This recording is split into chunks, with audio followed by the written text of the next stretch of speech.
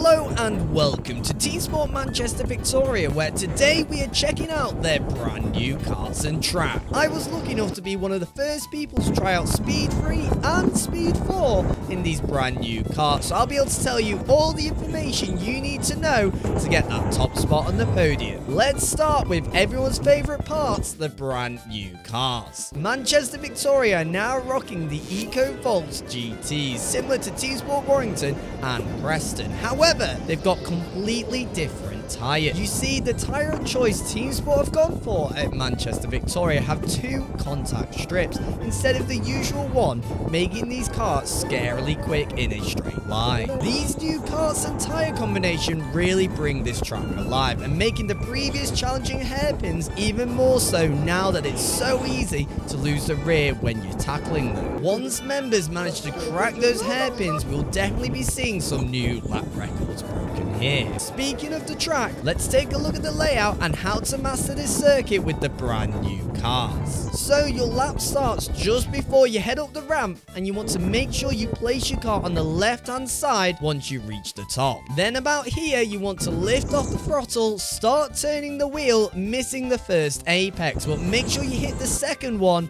on the exit and then go wide. On Speed 3, this is the tiniest a lift, then get back on the throttle as early as possible. However, on Speed 4, you definitely want to stay off that throttle a little longer and be extremely gentle when going back on the accelerator. And only do this when your car begins to straighten up. Next, you want to drive in line with the barrier on your left and head over to the right hand side of the track and head down the ramp. And where the wood goes a little lighter is where you want to lift off the throttle, and it's a quick dab on the brake just before the silver line. Then what you want to do is come off that brake and start turning. These new karts have an extremely short travel time on the brakes, making them extremely sharp, so do be careful with how much force you apply to them, as they don't require much to lock the tyres. Now, as you approach the apex of the hairpin, you want to start applying the throttle again, but be very gentle, as these new karts and tyres are very prone to losing the rear.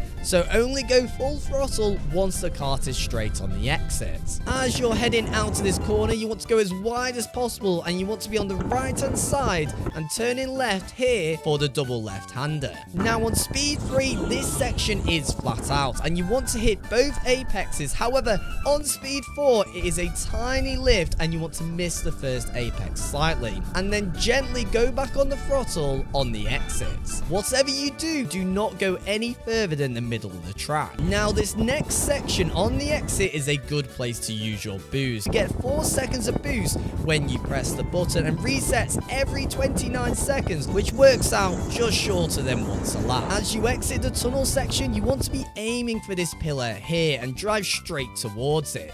Then when we get to the fast flowing second and third hairpin, the way you want to tackle this corner is lift off the throttle around where the concrete goes from dark to light. And then on Speed 3, it's a quick dab on the brakes and then turn the wheel. And on Speed 4, it's a slightly longer braking period. And in both cases, as you approach the apex, you want to be on the throttle a tiny amount. And once you go past that apex, be extremely gentle on that throttle. With the exit, you do not want to go fully wide, as you need to come back across to the left. And about here on Speed 3, just turn the wheel. And on Speed 4, it's a tiny lift and then turn the wheel. Coming up to the double right-hander, it is flat out in both Speed 3 and 4. However, in Speed 3, you want to make sure you're hitting both apexes, and on 4, you want to be missing the first one and just hitting the apex of the second. On the exit of this double right-hander is another brilliant spot to be using your boost, and you want to be aiming for the end of the pit lane on the exit and then move back to the right-hand side